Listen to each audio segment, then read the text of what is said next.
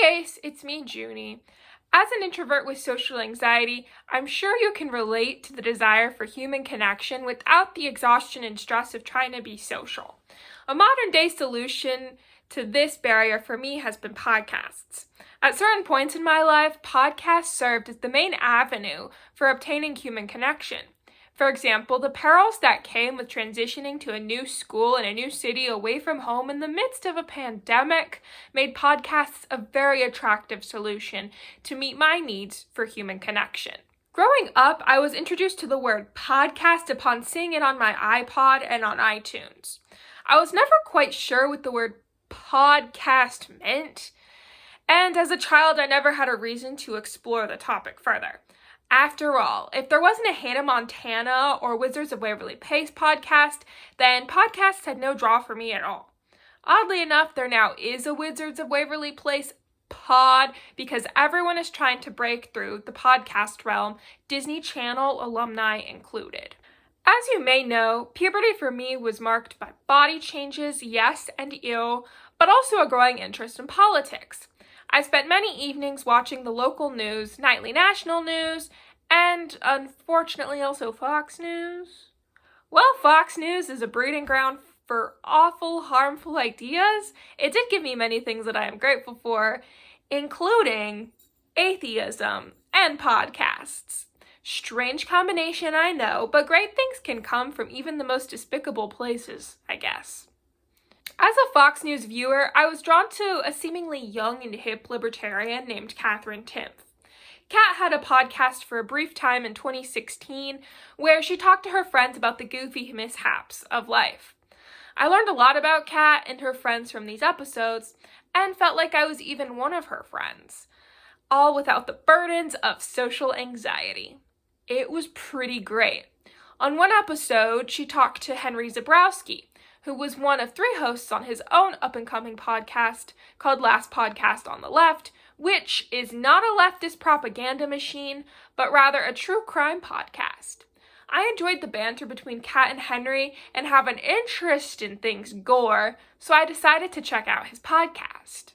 Upon listening, I was introduced to Henry and his 2 friends, Marcus Parks and Ben Kissel. Henry was the goofy, weird, alien, and true crime-obsessed friend who was a master at silly impressions. Marcus was the guy in charge of researching the topic and keeping the boys on track. Ben played the role of the listener. He usually knew very little about the topic and was learning along with the rest of us while throwing in bits of comic relief. I fell in love with the guys and their chemistry and loved listening to them discuss otherwise off-putting topics. As I became immersed in the podcast, I was also introduced to other podcasts the boys hosted alongside their other friends. Ben and Marcus had a political podcast called Abe Lincoln's Top Hat, where they discussed the politics of the week.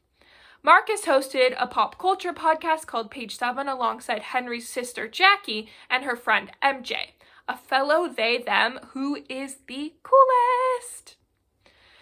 Throughout high school, I listened to these podcasts when I was falling asleep, getting ready for the day, or even golfing. They were with me in my most private moments when no one else was around, and I really felt like I had a friendship with these 30-somethings. It was a weird, one-sided friendship, and nobody, not even my friends, really knew about it. It was my own little world that I could escape to whenever I wanted. Over the years, the podcast changed as the host changed. Last Podcast on the Left grew in popularity like crazy. Marcus left Abe Lincoln's Top Hat and Page 7 so he could focus on researching and writing for Last Podcast and his new podcast about music, which he was starting with his wife, who, fun fact, was only his brand new girlfriend when I started listening to him. I graduated high school, survived a pandemic, and graduated college, while the hosts got married, matured, had kids, and moved from New York City to LA. Like with any friend, we were experiencing growth and major life events together. Of course, it had always been crucial for me to realize that this relationship is one-sided. The hosts didn't know me and they didn't owe me anything. Like anyone, they deserve privacy from strangers even when they make parts of their life public. This became especially apparent within the last month when I got some pretty bad news about one of my favorite podcast personalities, Ben Kissel. As I mentioned earlier, Ben played the role of the listener on Last Podcast, and he was absolutely loved by listeners. He looks like a giant teddy bear and seems to have the personality of one too. He also appeared on Fox News back in the day, and he is friends with Kat Timpf, who I mentioned earlier. Suffices to say that Ben appeared in many of the media I consumed throughout my adolescence, so I felt a special connection to him. Unlike Marcus and Henry, Ben never got married. Of course, not everybody needs to be in a romantic partnership to be happy, but I was thrilled to see Ben post about a new girlfriend that he was seemingly in love with last year. This sentiment is clearly captured in the comment I made on his Instagram post. I truly felt so happy for Ben. I felt a similar joy I would feel if you, my best friend, were elated to be in a new partnership. Unfortunately, last month, Ben posted some troubling posts saying he was taking a social media break while asking for people to stop attacking his now ex-partner. The Instagram for Last Podcast made a similar post. This startled me. I wanted to ask Ben if he was okay, but of course couldn't. The next day I woke up to the news that Ben would be taking a mental health break from the show. Marcus has struggled with mental illness for a long time and always says that mental illness is not your fault, but it is your responsibility. He echoed this when he and Henry announced that Ben would be getting treatment during his sabbatical from the show. They emphasized, though, that he would be back. I was still confused and worried about what was going on.